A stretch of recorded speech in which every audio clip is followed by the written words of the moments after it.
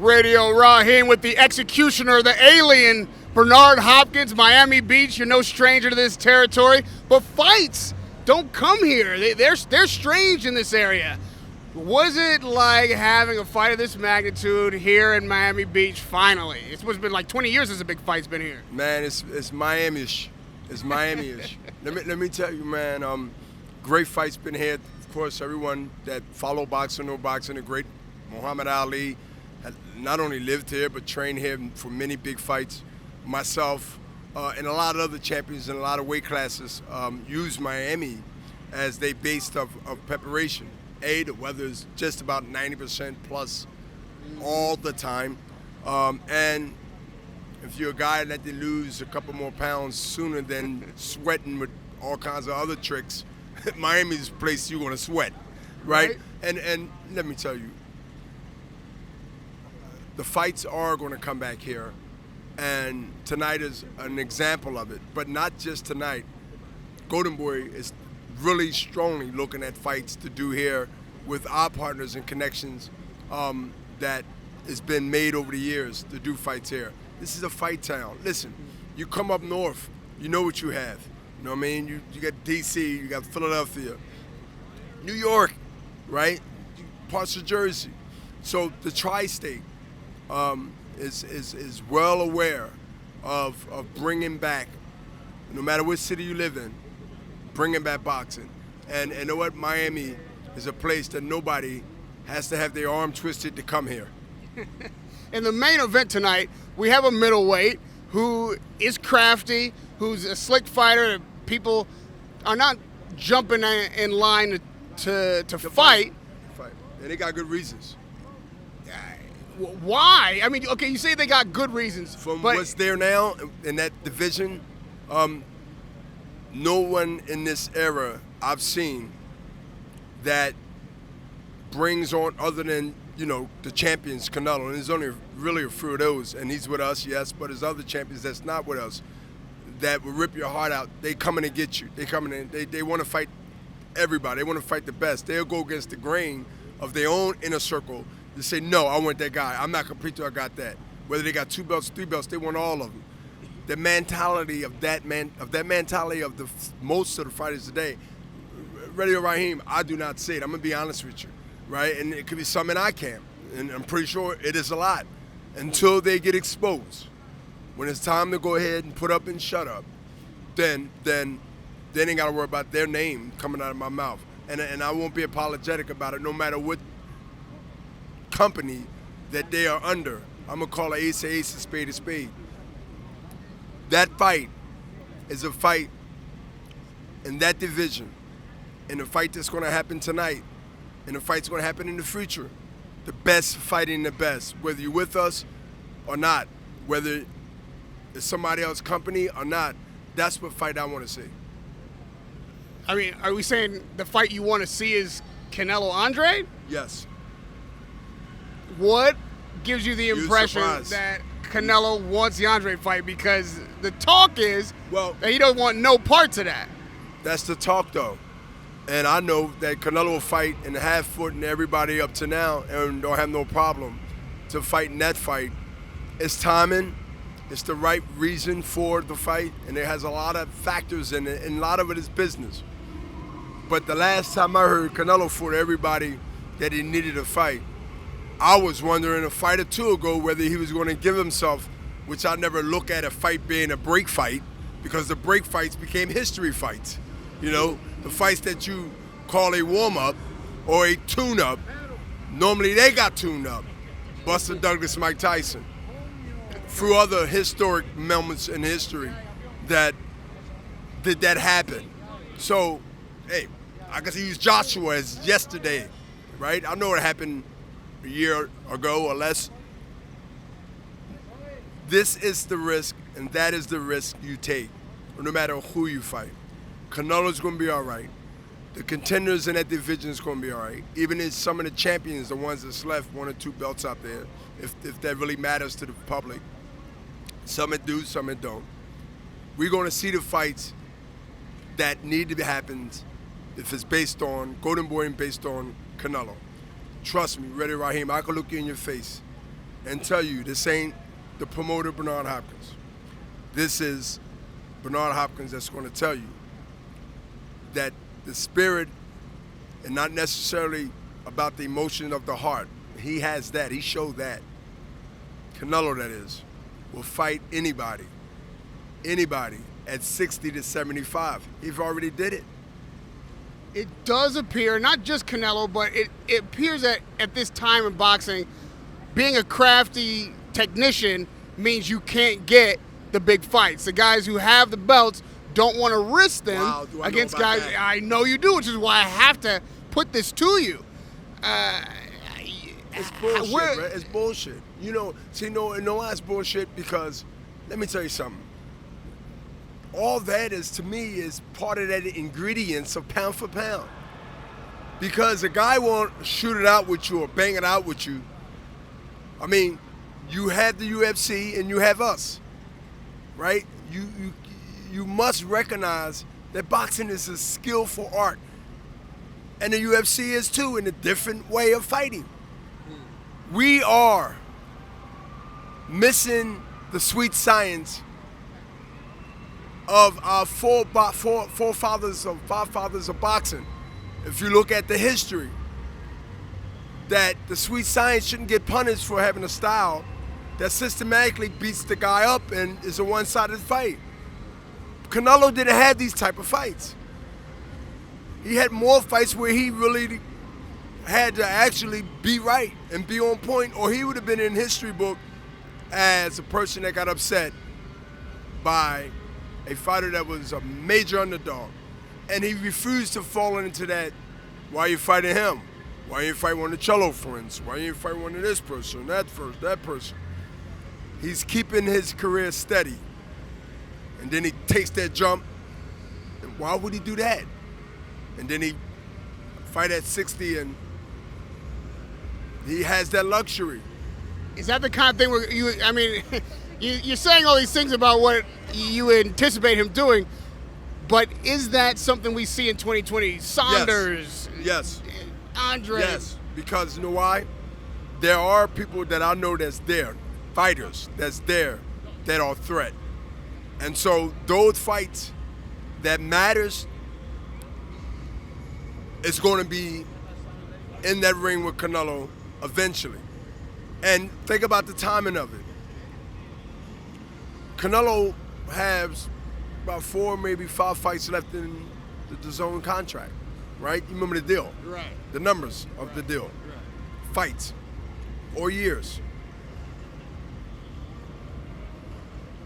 2020, I see him possibly getting 3 to possibly 4 at the top of the year. Listen, and now he could be sitting at the table getting another, I'm anticipating, the hugest contract, bigger than the one he got and ran through. And he got enough time and age, probably only continue to win, and fight the fights to build legacy, because that's where his career is at right now. It's about fights that are going to build legacy. Because is it about anything else? I think he accomplished that. Right now, there's legacy building. You don't build legacies off of nobodies, right? Right. So or older fighters or washed fighters. Or so guess what? Based on their dollars and their subscription, the fans got the first and rights of approval. Wow, that's in contract.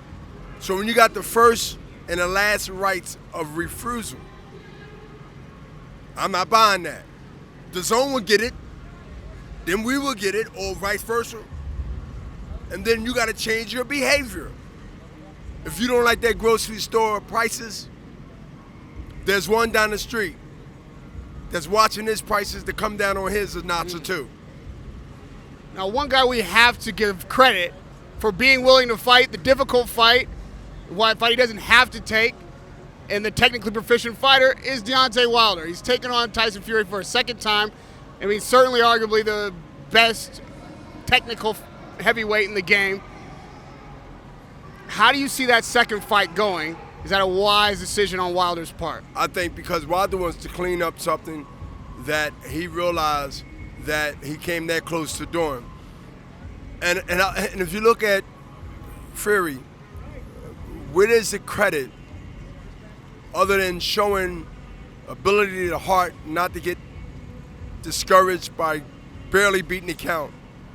Other than that, it's a victory for Fury that he survived and Wilder slacked up in a championship later rounds. Take that away. Wilder was winning the fight pretty easily to me. What can happen in the second fight after knowing that you've been in there with a guy? It's normally not the same. It'll be one-sided. It'll be very calculated. One-sided for Wilder? Yes. And you felt like he was winning the first fight all the way into the 12th? Yes. Okay. I know you probably think different, but because we don't really disagree on many things, other than you did look pretty nice. You look pretty nice tonight. Thank you. And then you did give me a compliment about a month ago. But listen, if you look at the first fight and look at it again, we still got time.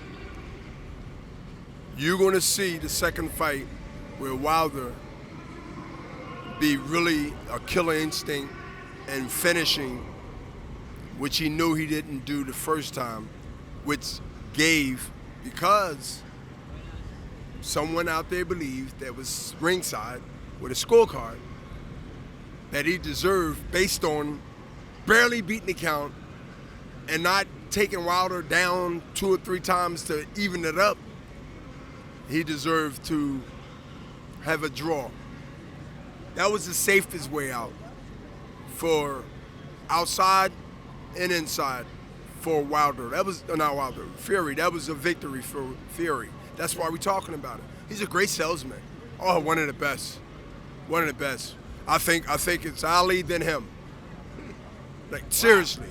That is a tall compliment. Because to me, nothing personal, I don't think he's the greatest talented fighter or even the Great White Hope. I think Jerry Cooney was a little bit better. The gentleman. Yeah. You talk about the big upset with Joshua last summer. He's now avenged that loss. He's reclaimed those titles. But what do we learn about Joshua through that process? And does it change the metric if we do get a Wilder Joshua undisputed bout down the line? Whew. That will be an amazing, historic fight that will sell out an arena for over 80 to 100,000 people. Where do you put that fight in people and population control size? Houston, somewhere, got a baseball, football field. That will be a major, major fight that we didn't see in decades. If you look at the decades of heavyweight champions, you got to put Bo in there. You got to put centuries, a couple of decades. You got to put those guys in there, or at least at the tail end. But that will be a fight that I would see, and prediction on that fight would be hard to predict. Even right now, if you say to me, Bernard, who do you think will win that fight between Wilder and Joshua? I have to get back on you on that. What did we learn about Joshua in this past year, having lost the titles the way he did, getting stopped, and then reclaiming them in a 12-round, one-sided decision? He learned from his mistake, and that he will be the fighter that he was the last fight he fought with the rematch until his career end. See, a mentality like that, if you ever know that you could have done better, and Joshua spoke about it,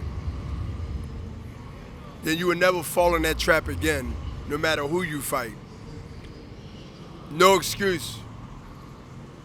He didn't take him light. He thought he was better than him that night, but he had to prove it. You live and you learn. And I believe that from the conversations and from the last fight, and knowing now that people are going to be microscoping everything he do,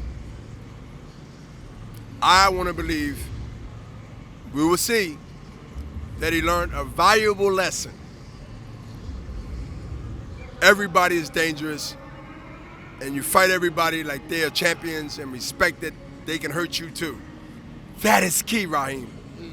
That is key for any fighter out there or any athlete.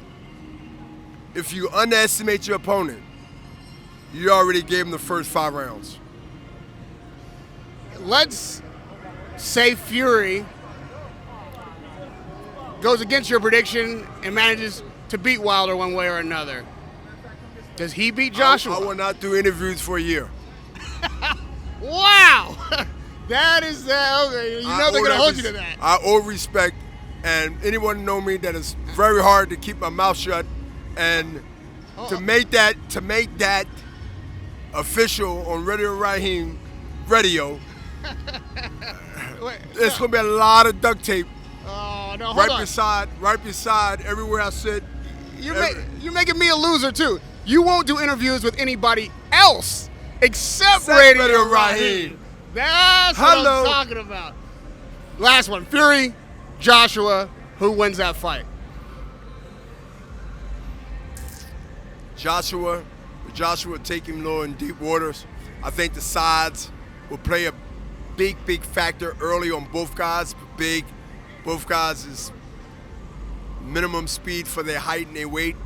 But I think that Joshua is more fundamental sound, more of a technician than Fury being skillful for a big guy, but not overly skillful. I like Joshua between 10 and 11 rounds of a grueling heavyweight, Ron Lyles and George the Great Foreman. Oh, man, I hope we get to find out the answers to all those questions. Always a pleasure to talk. Always good to see you, Ryan. To the alien. And get out to South Beach, man. This is his first trip here, and he's been in his room working his butt off, but he got to get out and just ride past and smell the water. Man, you speak the truth. Respect. Radio Rahim with Bernard Hopkins. Respect, King. Thank you.